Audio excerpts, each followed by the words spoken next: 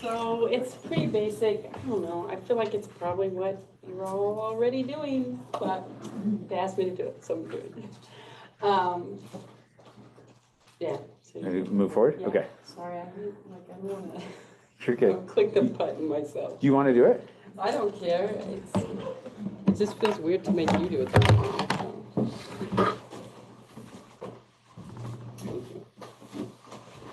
Okay, so basics. With pretty much every kid, every day, the first thing that we're doing is a device check. The second thing is the Ling check or the Ling Medell Hewitt sound check, whichever one you want to do. The third thing is obviously where you spend the most time, what you're working on. And then number 4 is data, which I usually do like data and work, like it's happening simultaneously. The last thing is closure. So my presentation is probably going to be short. So It's great. So with device checks, we've already been over it basically with Allison. They are critical, though. I've seen and been guilty of occasionally, like, okay, something happened like this, we're really trying to hurry, whatever, and then sometimes teachers skip them. But if you skip them, then if they can't hear you for the rest of the lesson, you just wasted 30 minutes. So I made it in Canva, and then I just downloaded it so that I could put it into slides so you could share it.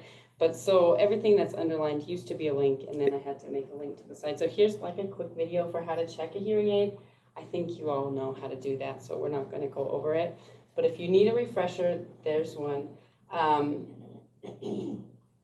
Here's for cleaning hearing aids. Here's my handy tools checklist. And some of these actually I learned at this conference once. So it's all like the basics, but it depends because a lot of the hearing aids are rechargeable now, so you don't need a battery tester for most kids anymore. You need your step set and stuff. Odo Ease is nice to have. This little all-in-one tool is like $6, and sometimes the kids prefer to use that. They like to use the little magnet to pull their battery out of their hearing aid. You know, sometimes it just gets them a little more engaged. Disposable toothpicks, I think I learned about either here or at grad school. So instead of using like the little wax cleaner or whatever from the tool, they can use this little tiny plastic toothpick and then throw it away, and you're not sharing germs with anybody else. The braces floss is good for ear molds. And I think that came from here where I learned it. So if you just take it and like fish it through the ear mold when there's some wax lodged in there, that's handy. Just do it from the clean side first. Yeah, so that it doesn't yeah. pull it into it more. Yeah, yeah. And you probably are going to have to use your blower after you use the floss. So yeah, but it does work very well. I had one student who had like chronic every single day. We're cleaning wax out of her tubing, and that got it way better than any other tool that I had. So, and then like alcohol wipes are just nice to have to sterilize after you touch the earwax. So, and then tubing and otofirm, just the basics. And these are all links. So if you need to buy a new ear mold blower for $3, these all go to Amazon. So, they're cheaper.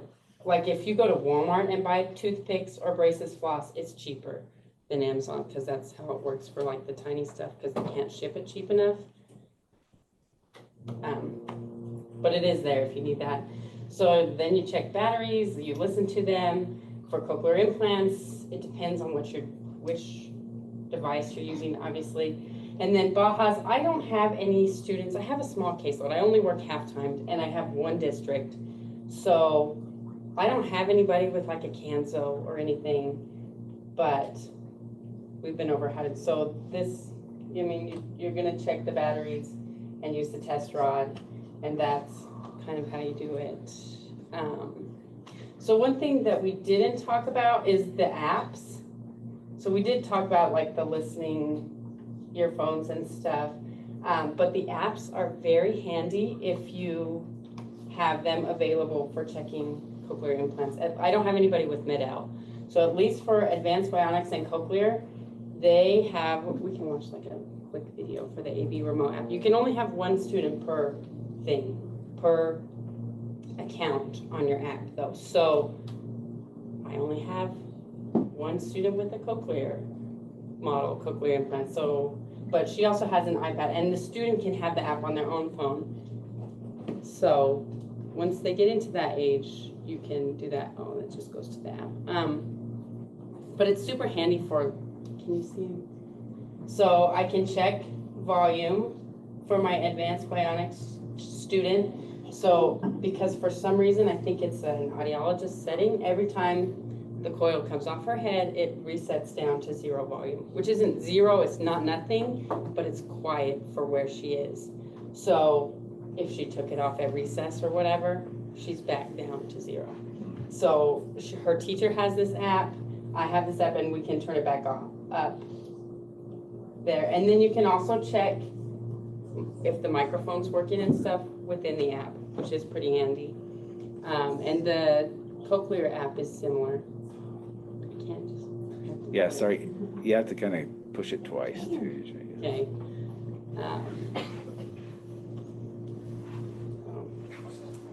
There's an ad, of course. But this is basically, it's a quick walkthrough for the cochlear app. And like if you have a student who has a phone or an iPad or whatever, it's very handy to use the app to check. You can see what they're connected to, like if their mini mic's connected. You can turn up the sound if you want. It doesn't, I don't think it does. It says it's on. Oh, it's this. But it's fine. We'll just skip it because it's no big deal. But you can see like what program they're on, their audio sources, if they're Bluetoothing. Often cochlear doesn't have sound because they have their implant off when they're doing it. So. Yeah. Good point. This, I don't know. I think this one does because it has closed I think it does. It's like a so British guy. It is, you're right. I think it is. Yeah, I checked it this morning. So, but it just walks you through the app. From the app's home screen, you can quickly and easily adjust volume, change program, and start and stop streaming audio. But yeah, so the apps have been very nice, especially for Bajas to check like if their mini mics are connected. So in case you don't have those or you didn't know, there's that. Okay, then there's the new listening check. It was updated in 2021. I've been using it. It's hard for kids to discriminate the M and the N. That's by far the hardest. But the lean sound check still works, and it sounds like that's where audiologists are still using that. So yeah. Sorry, I noticed when, if you include the vowel, like it says, so the like administration the is different instead, yeah. for this, but if you do ma, Mm-hmm. and na, it's so much easier, and maybe that's why they've done it that way, than and So just know, like with that tenor check, it's a different administration than what we're used to with the links. Yeah, you are supposed to like repeat the sounds, ja, ja, ja, ha, ha, ha, instead of you know. So it is definitely different, and it does make a difference. Instead of like, you know, your teacher brain, you're not supposed to add the vowel at the end. So it is a little bit of a change. Instead of you say na, or ma, you know, so it is a little different. So here's a link to sound cards on Teachers Pay Teachers. If you don't have those, they're free. It has all 10 of them on there. Here, if you would rather use like a Google form to collect your link sound data, I didn't make it, but a teacher who sells things like on Teachers Pay Teachers, I think her handle. It's listening fun. She made this. You just go in, you can make a copy. And here is your, maybe not. It's still It's going, yeah. But here's your link. That was great. Check. Google Form. I like to use Google Form sometimes to send to the audiologist because that can be like, they're consistently missing the ooh and the like, and the audiologists always want data, right? So you say, well, look, here's all the times that this student has missed it. So that's kind of nice to have it, and it's already done, so you don't have to do anything. And if you want to know more from Jane Medell, who is an audiologist in Southern California, who helped create this with Joan Hewitt. That's just like a little quick bio. So the meat of the lesson, so basically, like, are you focusing on goals? Are you covering receptive and expressive? And with the receptive and expressive, you can, within good faith, assume that if your student can use a target expressively, they have it receptively. Like, you assume within reasonable constraints, if they can say the mouse is behind the chair, they know what. And you said it, they'd know where to look. So is the goal relevant to the student in the class, which is a lot harder as outreach because we are not just in language. And if we're going to get a lot of, so it goes to the next one, if we're going to get the most bang for our buck, if we're going to get the student the most progress we can, the likelihood that it's only being worked on in our 30-minute session once a week it's not gonna make a huge difference. So like cross-curriculars, maybe check in with the SLP. Then what's the ratio of teacher talk versus student talk? Because it's really easy to talk the whole time sometimes, and the students just get in the habit of doing what you tell them. And one way to increase your student talk is to have the student be the teacher. So you go, oh, well, you play go fish and you do it and then they do it, you know, or you're doing like a barrier game or something and then they tell you where to put the stuff in your picture game. So there's that. So here's our quick case study with a quick outline of my lesson. So one of my goals for this was answering questions about a grade level passage when presented auditory only. It's not exactly auditory only in this video because it's hard to film that and make sure that we're both on screen. And we did some troubleshooting and then I just said, well, if you need a visual cue, like, you'll figure it out. So, but I don't let her see the passage because that gives her all the words. So if she needs to see my face, well, then she'll see it occasionally. She does check too, occasionally. The first thing I did in that session was a joke. I like to do them with some students. With her, I alternate a phonemic awareness activity or a joke. They're quick, just for like, they're fun. The kids like them. It gets them engaged and happy. We talk about vocabulary, figurative language, multiple meaning words. I think the joke that we did here was like, what's a witch's favorite subject in school or something? Because now we're on Halloween lessons or themed kind of things, and the answer is spelling. She didn't get it at first, so we went over like, okay, so what do you do when you do spelling in school? Like, you write the words and you spell them out, but what kind of spells does a witch do? And then like the light bulb went off and she was like, oh, that's it. And so that was kind of fun to see. So then we did a CI check, a listening check, a plurals activity, because that's a different goal. And then we're doing this, and then we do closures. So you only see like this little chunk. And I did film like, I don't know, at least 5 lessons, and you never know how much you hate yourself until you're doing this to present. So this is the little chunk that we'll too. And it is kind, like, I still don't do everything perfectly. I would still change like 10 things. But this is my sweet little student. She used to be Megan, Heather. yeah. She's in 4th grade this year. So Megan, right? Yeah, Megan. Megan. Yeah, she was here.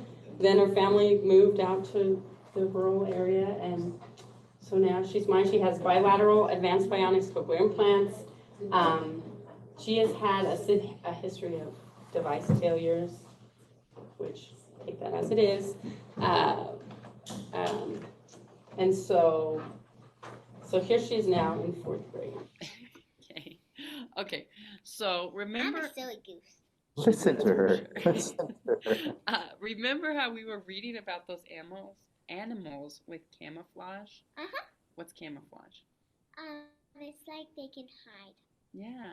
So remember the other day you had that green We shirt built on the with vocabulary. camouflage? We've been talking about it. You're in Been the talking about woods. this in class. Maybe We're somebody building wouldn't see now, you. obviously. You can hide in trees. Yeah, you would hide more easily.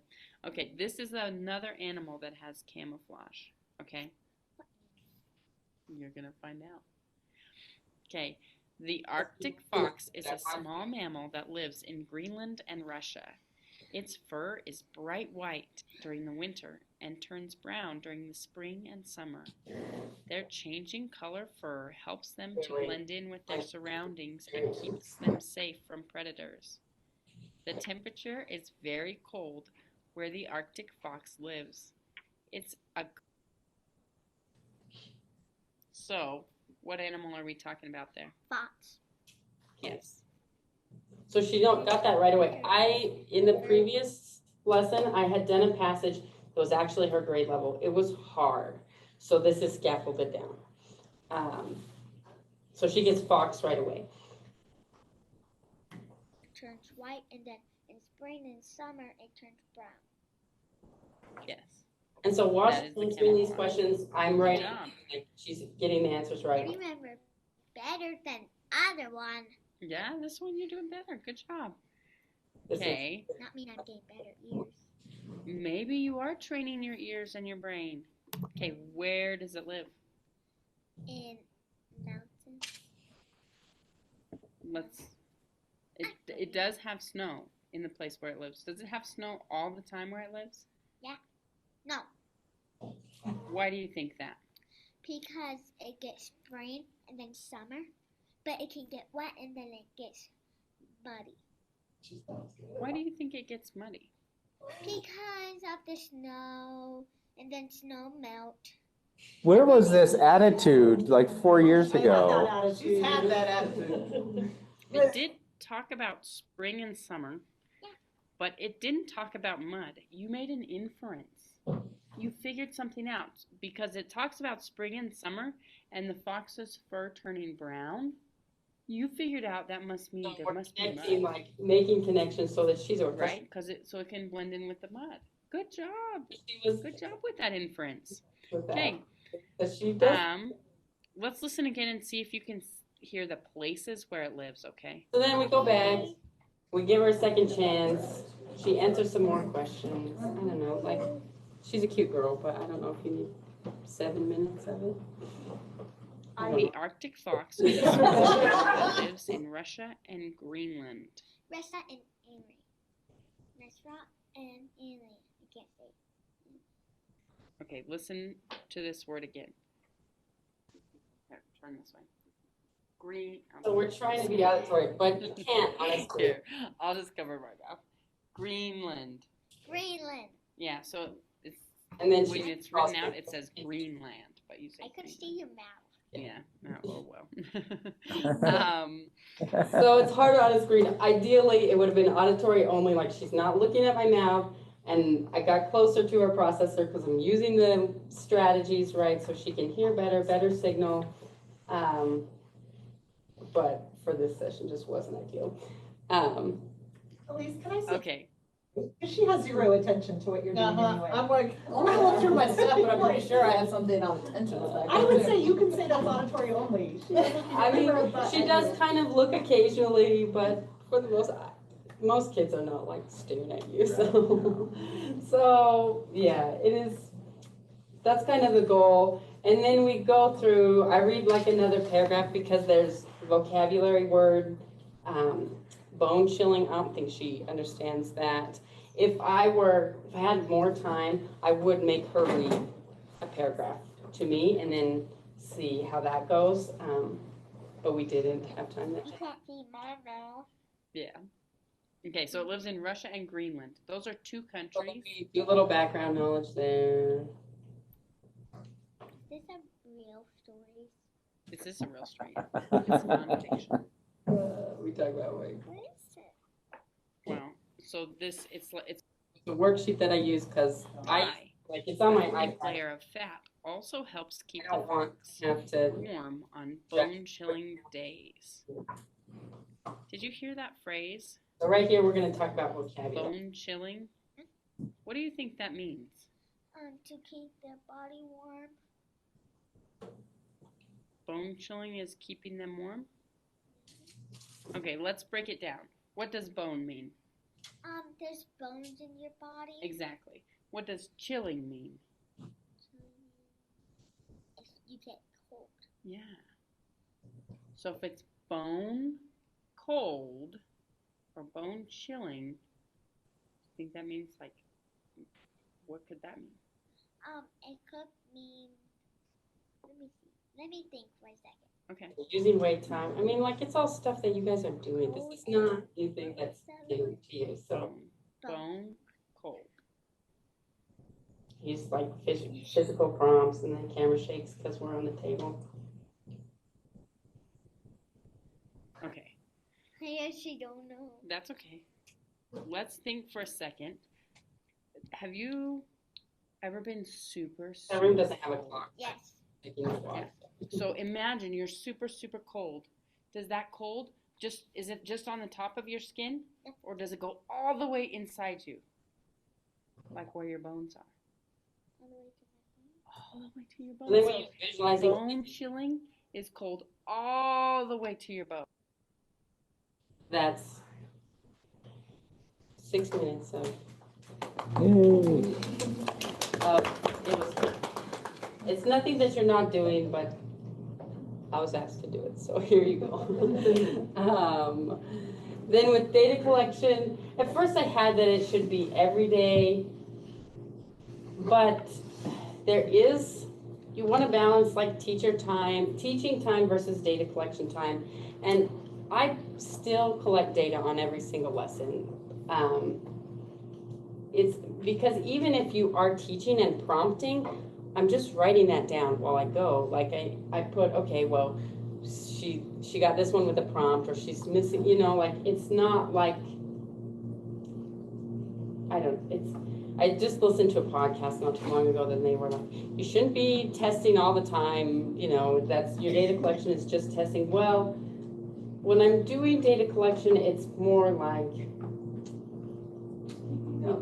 it's more like notes than just, this is a hard data test for your IEP. So it also makes progress report writing. There's a whole bunch of different ways you can do it. And then the closure of the lesson is this. So I review the data with the students. So she knew before that last time the story was too hard. She could tell because we talked about it. Here, how do you think it went? Behavior rewards, she doesn't really need any. She just does whatever I ask her to do, which is really nice and probably not what you got. So, and she always really wants to do whatever I need her to do. Then you have your IEP minute log, and I have had people ask a couple of times this year for the IEP minute log thing. So if you want to learn how to get those on your iPad, to have teachers sign them on your iPad, there's that. And then this is just a whole bunch of resources that I use. If you don't listen to the Todd Pod, I recommend it. It's generally like 15-minute episodes, and they're just about teachers, itinerant teaching, which there's very little, even though we're in the field of deaf education, there's probably more itinerant teachers than classroom teachers. I feel like there's fewer things focused on that, but so initially it was a couple itinerant teachers, and at this point, it's just one talking. So they talk about like evaluations, end of year activities, that kind of thing. And then they have a teachers pay teachers store. So this listening fun is Deanna's teachers pay teachers. Listen with Lynn is another good teachers pay teachers. I think the hard of hearing teacher, I think, is the other one who did the Todd Pod. But here's a bunch of like good, I use tons of resources, because like Listening Fun has a bunch of stuff like rubrics for self-advocacy goals. They have self-advocacy worksheets and all kinds of things, and I don't, like I said, I don't want to carry 40 pounds to every school. Plus, I'm driving my own car, so there's also car seats in the back. And like I have to get all the stuff from school out when it's like my day off. So it's like a lot of transferring stuff back and forth. So the less I have to do it, I like it better. We do like some of the worksheets from Teachers Pay Teachers just on my iPad. I just screenshot it and then we write on it right on the iPad. Or we use it on Jamboard and like select things like a copy paste and put them in whatever. I like boom cards. So here's some like deaf ed, itinerant focused boom cards. There's social media groups are always interesting because it's like a PLC sometimes, except for you don't have, it's only what you need. Like you can ask a question and get an answer maybe, or somebody else asks a question and then you read the answer, like how it works somewhere else. So I find those helpful sometimes. So the online itinerant, I pay for that for myself, but I think Adam has some to pay for a limited number of people every year. Supporting Success is great. They do PD like virtual sessions. It's a conference, but it's like you have January to March to view it or something. And they have, plus all their other resources, but the conference. So they both cost. So I think this year maybe I'll pay for the Supporting Success conference as opposed to the online itinerant. But if you have PD money, those are an option. But anyway, that's it. So.